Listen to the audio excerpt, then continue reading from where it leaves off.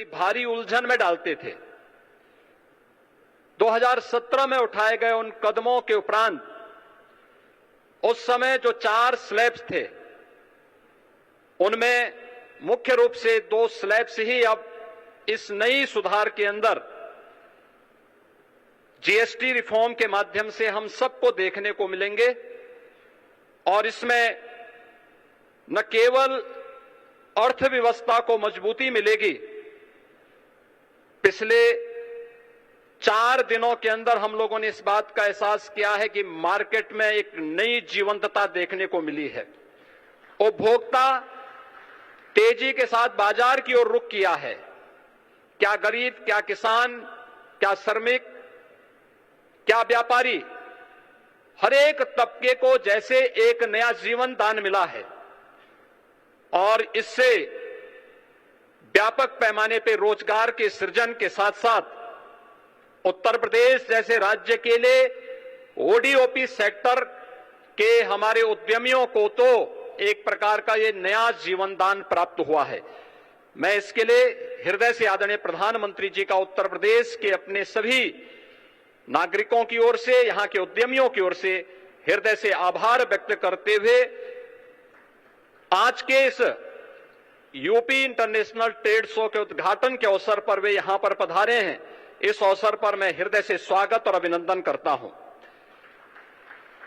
आज अंत्योदय के प्रणेता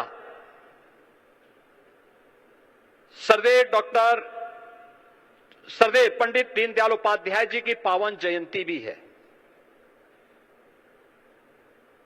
उन्होंने अंतिम पायदान पर बैठे हुए व्यक्ति के बारे में आज से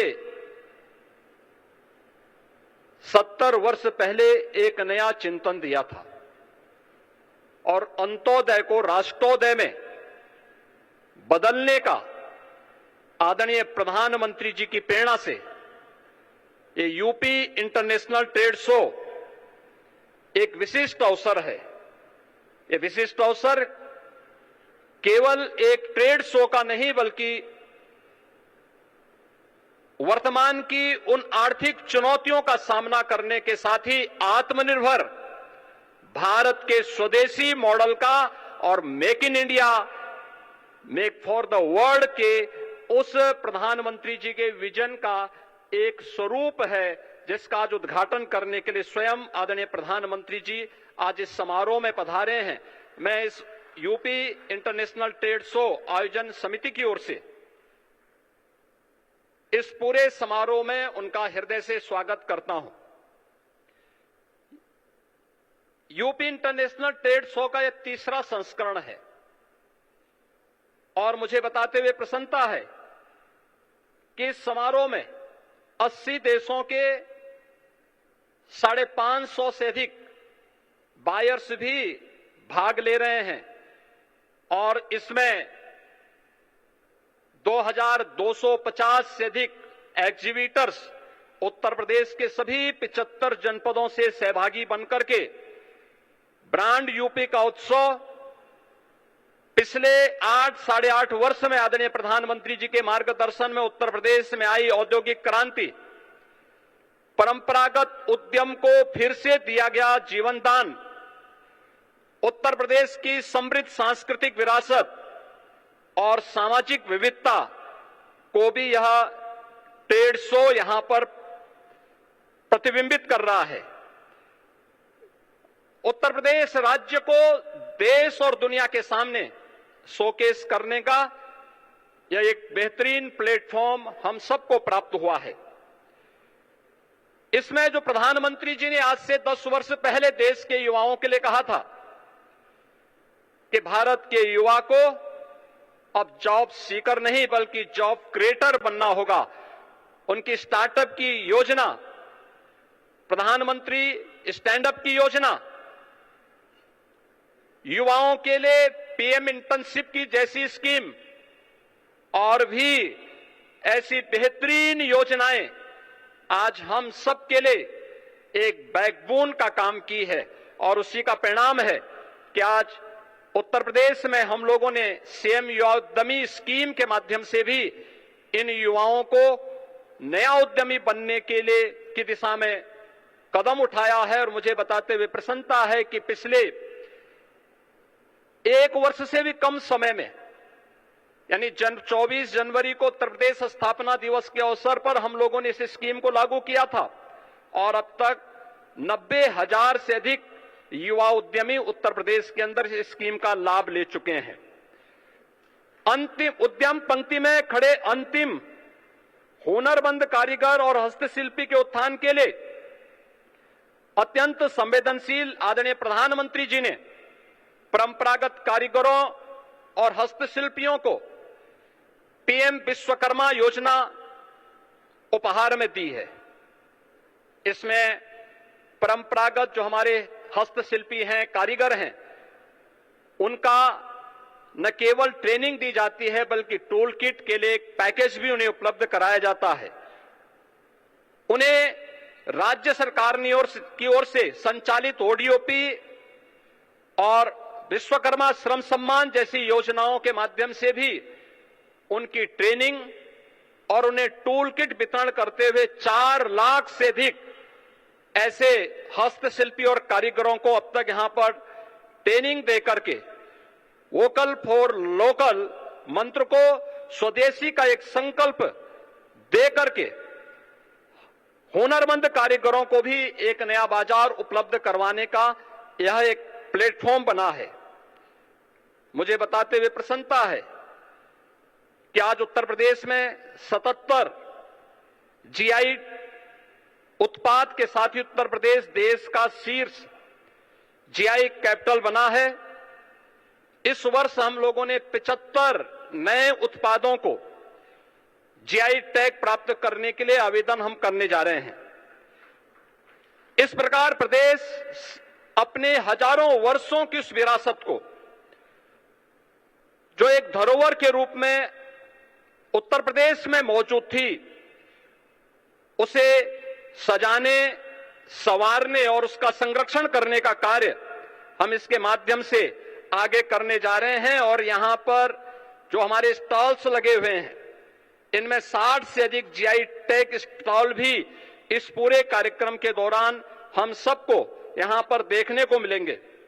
स्टार्टअप्स, ओडीओपी, हमारे उभरते हुए जो एक्सपोर्टर्स हैं, महिला उद्यमी, नए उद्यमी, हस्तशिल्पी, आईटी, इलेक्ट्रॉनिक्स, कृषि, खाद्य प्रसंस्करण, कौशल विकास, महिला स्वयंसेवी समूह, वन और पर्यावरण विभाग के अपने विभिन्न उत्पाद भी और उनके द्वारा किए गए प्रयास भी इस यूपी इंटरनेशनल ट्रेड शो के माध्यम से यहां पर प्रस्तुत किए गए हैं। फरवरी 2023 में उत्तर प्रदेश में ग्लोबल इन्वेस्टर समिट आदरणीय प्रधानमंत्री जी के कर कमलों से उद्घाटन हुआ था, जिसके माध्यम से 40 लाख करोड़ रुपए का निवेश का प्रस्ताव उत्तर प्रदेश को प्राप्त हुआ। और मुझे बताते हुए प्रसन्नता है कि इनमें से 12 लाख करोड़ से ऊपर के प्रस्ताव अब तक जमीनी धरातल पर उतर करके कुछ प्रस्तावों में, कुछ उद्यमों में प्रोडक्शन भी प्रारंभ हो चुका है। और उन्हीं में से 5 लाख करोड़ का हम नवंबर 2025 में प्रस्तावित कर रहे हैं, जिन्हें ग्राउंड ब्रेकिंग करने की तैयारी वर्तमान में चल रही है। पिछले 11 वर्ष में आदरणीय प्रधानमंत्री जी की प्रेरणा से उत्तर प्रदेश के परंपरागत उत्पाद को, जिनकी संख्या वर्तमान में 96 लाख से अधिक है, उस एमएसएमई उत्पाद को, प्रत्येक यूनिट को सामाजिक सुरक्षा की गारंटी देते हुए उत्तर प्रदेश के अंदर आगे बढ़ाने का कार्य हुआ है। आज इसके माध्यम से 2 करोड़ से अधिक नागरिक और युवा यहां पर रोजगार और नौकरी प्राप्त कर रहे हैं। कृषि के बाद रोजगार का उत्तर प्रदेश के अंदर यह सर्वाधिक बड़ा केंद्र बना है और ये आत्मनिर्भर भारत के निर्माण में इस सेक्टर की एक बड़ी भूमिका है। मुझे बताते हुए प्रसन्नता है कि ओडीओपी और पीएम विश्वकर्मा के बाद उत्तर प्रदेश ने व्यापक रूप से एक लैंड बैंक क्योंकि बड़े उद्योगों के लिए लैंड बैंक की आवश्यकता पड़ती है। लेकिन उत्तर प्रदेश ने कुछ प्राइवेट इंडस्ट्रियल पार्क की भी एक स्कीम आगे बढ़ाई है, जिसमें अब तक 11 ऐसे फ्लैश पार्क उत्तर प्रदेश के अंदर स्थापित हो चुके हैं। इसके माध्यम से भी उत्तर प्रदेश ने तेजी के साथ निवेश को अपने यहां आमंत्रित किया है, रोजगार के नए अवसरों का सृजन किया है। प्रत्येक जनपद में लौह पुरुष सरदार वल्लभ भाई पटेल जी की 150वीं जयंती के अवसर पर हर जनपद में 100 एकड़ क्षेत्रफल में एक इंडस्ट्रियल और एम्प्लॉयमेंट जोन विकसित करने की भी एक कार्य योजना प्रदेश सरकार ने आगे बढ़ाई है। इन जोन्स में स्वरोजगार और वैश्य रोजगार से संबंधित सभी विभागों, एमएसएमई, स्किल डेवलपमेंट, खादी और ग्रामोद्योग तथा बैंकों को भी उनके कार्यालय स्थापित करने और श्रम और सेवायोजन के कार्यालय को भी यहीं पर स्थापित करने की एक योजना है। उत्तर प्रदेश का जो भी युवा उद्यमी अपना उद्यम स्थापित करना चाहता है या कोई रोजगार का इच्छुक युवा होगा, यह इंडस्ट्रियल और एम्प्लॉयमेंट जोन ही उसके स्किल डेवलपमेंट के साथ ही उसे रोजगार और उसको उद्यम स्थापित करने में वहां पर मदद देगा। आज उत्तर प्रदेश आईटी, सेमीकंडक्टर या इलेक्ट्रॉनिक्स मैन्युफैक्चरिंग का एक ग्लोबल हब बन रहा है। देश की मोबाइल फोन मैन्युफैक्चरिंग का 55% मोबाइल कंपोनेंट मैन्युफैक्चरिंग में 50% से अधिक की हिस्सेदारी अकेले उत्तर प्रदेश की है। सेमीकंडक्टर क्षेत्र की देश विदेश की अग्रणी कंपनियां प्रदेश में निवेश कर रही हैं और इस क्षेत्र के महत्व को देखते हुए प्रदेश सरकार ने आईटी क्षेत्र को भी आज इंडस्ट्री का दर्जा प्रदान किया है। आज उत्तर प्रदेश में आदरणीय प्रधानमंत्री जी की प्रेरणा से रोड, एयर, रेल और वाटर कनेक्टिविटी में यह एक अग्रणी स्थान में आया है। प्रदेश में निवेश का एक आकर्षक डेस्टिनेशन बना है और प्रदेश में कानून व्यवस्था की चुस्त दुरुस्त स्थिति है। दूसरे देशों पर निर्भरता को कम करना और स्वदेशी साधनों का बेहतर उपयोग आदरणीय प्रधानमंत्री जी का आह्वान है। आत्मनिर्भर और विकसित भारत के लिए industry, academic institutions, research and development centre सहित समाज के सभी अंगों का समेकित रूप से मिलकर के कार्य करना होगा और ये ट्रेड शो उसके लिए एक बेहतरीन मंच बनकर के उभरा है। मैं आज के इस अवसर पर आदरणीय प्रधानमंत्री जी का जो मार्गदर्शन और नेतृत्व हम सबको प्राप्त हो रहा है,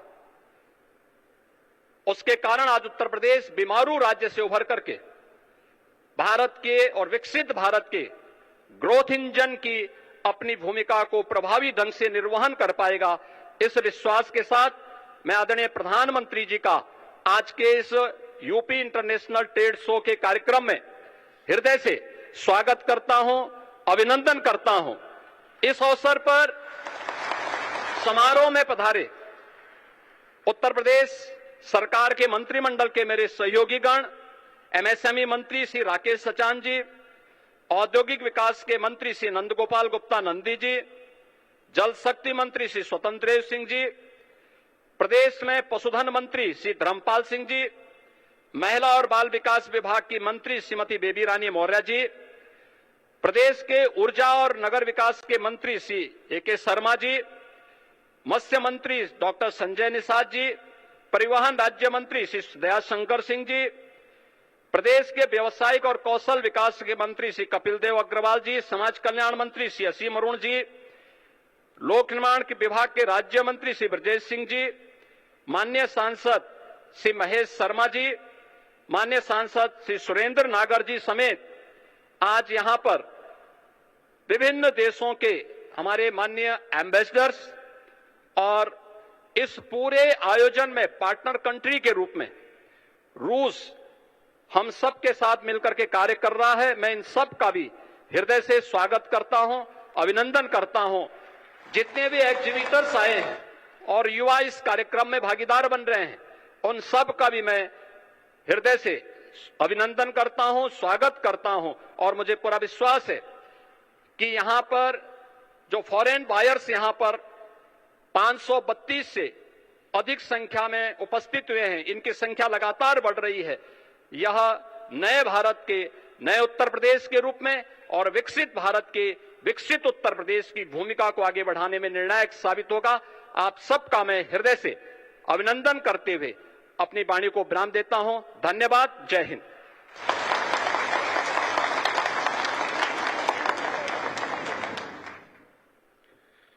बहुत बहुत आभार माननीय मुख्यमंत्री श्री योगी आदित्यनाथ जी का उनके स्वागत संबोधन के लिए। देवीय सज्जनों, माननीय प्रधानमंत्री महोदय के विजन और माननीय मुख्यमंत्री महोदय के नेतृत्व में उत्तर प्रदेश अभूतपूर्व बदलाव का साक्षी बना है। Uttar Pradesh international trade show उस सिद्धि को देश और दुनिया के सामने प्रस्तुत करने का एक ग्लोबल प्लेटफॉर्म बनकर उभरा है। Uttar Pradesh international trade show की इस सारगर्भित यात्रा पर आधारित एक शॉर्ट फिल्म हमने तैयार की है आपके अवलोकनार्थ। आइए देखते हैं ये film. Under the guidance of our visionary Prime Minister Narendra Modi, new Uttar Pradesh of New India is emerging as a $1 trillion economy. With improved law and order and industry-friendly policies, new Uttar Pradesh is consistently scaling new heights in industry and trade. आज भारत में social, physical और digital infrastructure पर जो काम हुआ, उसका बड़ा लाभ यूपी को भी मिला है। In line with our inspirational Prime Minister's vocal for local vision and under the dynamic leadership of Chief Minister Yogi Adityanath, Uttar Pradesh International Trade Show has emerged as a true symbol of comprehensive business growth. In its first edition, Uttar Pradesh International Trade Show boosted the morale of entrepreneurs, attracting over 70,000 buyers and more than 3 lakh visitors. The immense success of the second edition gave local products access to the international market, showcasing the potential of Uttar Pradesh on a global stage. To add a new chapter to the huge success of the first and second editions, the third edition of the Uttar Pradesh International Trade Show is being held in Greater Noida from 25th to 29th September 2025. प्रधानमंत्री मोदी जी के संकल्प के अनुसार विकसित भारत के सपने को साकार करने का जो लक्ष्य उन्होंने हमें दिया है, उस लक्ष्य को प्राप्त करने में उत्तर प्रदेश अपनी भूमिका का निर्वहन करेगा। The third edition of UPITS will witness participation from business houses across India and abroad, with Russia joining as the partner country this year.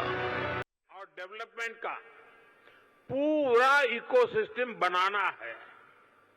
साथियों, इन्वेस्टमेंट के लिए हमारा उत्तर प्रदेश भी अद्भुत संभावनाओं से भरा हुआ है। बीते कुछ वर्षों में यूपी में कनेक्टिविटी की जो क्रांति हुई है, उसने लॉजिस्टिक कॉस्ट को बहुत कम कर दिया है। यूपी देश में सबसे ज्यादा एक्सप्रेस वे वाला प्रदेश बन चुका है। यूपी देश के सबसे अधिक इंटरनेशनल एयरपोर्ट वाला प्रदेश है। ये देश के 2 बड़े डेडिकेटेड फ्रेट कॉरिडोर का हब है। हेरिटेज टूरिज्म में भी यूपी नंबर 1 है। नमामि गंगे जैसे अभियानों ने यूपी को क्रूज टूरिज्म के लिए उसके मैप पर ला करके अपना स्थान बना दिया है। वन डिस्ट्रिक्ट वन प्रोडक्ट ने यूपी के अनेकों जिलों के प्रोडक्ट को इंटरनेशनल मार्केट में पहुंचा दिया है। और मुझे तो विदेशी मेहमानों से मिलना होता है, तो आजकल मुझे कोई क्या देना है बहुत ज्यादा सोचना नहीं पड़ता है। ये वन डिस्ट्रिक्ट वन प्रोडक्ट का कैटलॉग हमारी टीम देख लेती है, बस उसी से दुनिया भर के देश के लोगों को मैं दे देता हूं। साथियों, मैन्युफैक्चरिंग में भी यूपी नए रिकॉर्ड बना रहा है। अब जैसे इलेक्ट्रॉनिक्स और मोबाइल मैन्युफैक्चरिंग का सेक्टर है, बीते दशक में भारत इसमें दुनिया का दूसरा सबसे बड़ा प्रोड्यूसर बना है और इसमें यूपी का रोल बहुत बड़ा है। आज पूरे भारत में जितने मोबाइल फोन बनते हैं उसमें से लगभग 55% मोबाइल यहां उत्तर प्रदेश में बनते हैं। यूपी अब सेमीकंडक्टर सेक्टर में भी भारत की आत्मनिर्भरता को मजबूती देगा। यहां से कुछ किलोमीटर दूर ही एक बड़ी सेमीकंडक्टर फैसिलिटी पर काम शुरू होने वाला है। साथियों, एक और उदाहरण डिफेंस सेक्टर का है। हमारी सेनाएं स्वदेशी चाहती हैं, दूसरों पर निर्भरता को कम करना चाहती हैं। इसलिए भारत में ही हम एक वाइब्रेंट डिफेंस सेक्टर डेवलप कर रहे हैं। पुर्जे पुर्जे पर मेड इन इंडिया की छाप हो, हम ऐसा इकोसिस्टम बना रहे हैं और यूपी इसमें भी बड़ी भूमिका निभा रहा है। बहुत जल्द रूस के सहयोग से बनी फैक्ट्री से AK-203 राइफल का उत्पादन शुरू होने जा रहा है। यूपी में एक डिफेंस कॉरिडोर का भी निर्माण हो रहा है, जिसमें ब्रह्मोस मिसाइल समेत अनेक अस्त्र शस्त्र का निर्माण शुरू भी हो चुका है। मैं आप सभी का आह्वान करूंगा, यूपी में इन्वेस्ट करिए, यूपी में मैन्युफैक्चर करिए। यहां लाखों एमएसएमई का मजबूत नेटवर्क है और ये लगातार बढ़ रहा है। आप इनके सामर्थ्य का उपयोग कीजिए और एक कंप्लीट प्रोडक्ट यहीं पर बनाइए। इसके लिए हर मदद के साथ यूपी सरकार, भारत सरकार आपके साथ है। साथियों, आज भारत रिफॉर्म, परफॉर्म, ट्रांसफॉर्म के कमिटमेंट के साथ अपनी इंडस्ट्री, अपने ट्रेडर्स, अपने नागरिकों के साथ खड़ा है। अभी 3 दिन पहले ही नेक्स्ट जनरेशन जीएसटी रिफॉर्म्स लागू किए गए हैं। जीएसटी में हुए बदलाव भारत की ग्रोथ स्टोरी को नए पंख देने वाले स्ट्रक्चरल रिफॉर्म्स हैं। इन रिफॉर्म से जीएसटी रजिस्ट्रेशन आसान होगा, टैक्स डिस्प्यूट्स कम होंगे और एमएसएमईज को रिफंड भी तेजी से मिलेंगे। इससे हर सेक्टर को लाभ होगा। आप सभी ने जीएसटी से पहले और जीएसटी के बाद और अब तीसरा स्टेज है नेक्स्ट जनरेशन जीएसटी रिफॉर्म्स, यानी तीनों परिस्थितियों को अनुभव किया है। कितना बड़ा अंतर आया है, ये मैं कुछ उदाहरणों से आपके सभी के बीच रखना चाहूंगा। 2014 से पहले, यानी आपने मुझे काम दिया उसके पहले की बात कर रहा हूं।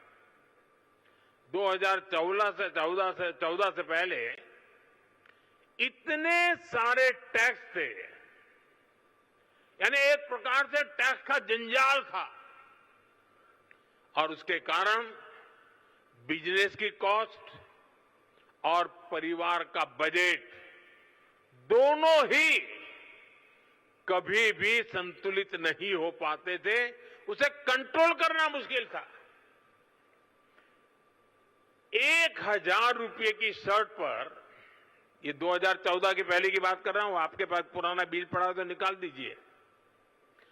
2014 के पहले 1,000 रुपये की शर्ट पर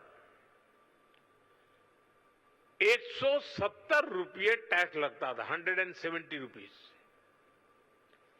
साल 2017 में जब हम जीएसटी लाए तो आने के बाद पहले जीएसटी में 117 से कम होकर के 50 हो गया। यानी 1000 के शर्ट पर पहले 117 था, 2017 में जब हम जीएसटी लाए तो 50 हो गया। और अब 22 सितंबर को लागू हुए रेट्स के बाद 1,000 रुपये के उसी शर्ट पर सिर्फ 35 रुपये टैक्स के रूप में देने होंगे। साथियों, 2014 में toothpaste, shampoo, hair oil, shaving cream, इन सभी पर अगर कोई 100 रुपया खर्च करता था तो इन पर 31 रुपये टैक्स देना पड़ता था। 100 रुपये पर 31, यानी 100 रुपये का बिल 131 रुपये का बनता था। ये 2014 के पहले की बात कर रहा हूं मैं। 2017 में जीएसटी आया तो 100 रुपये का यही सामान 118 रुपये का हो गया, 131 से कम होकर के 118। यानी हर 100 रुपये के बिल पर 13 रुपये सीधे बच गए।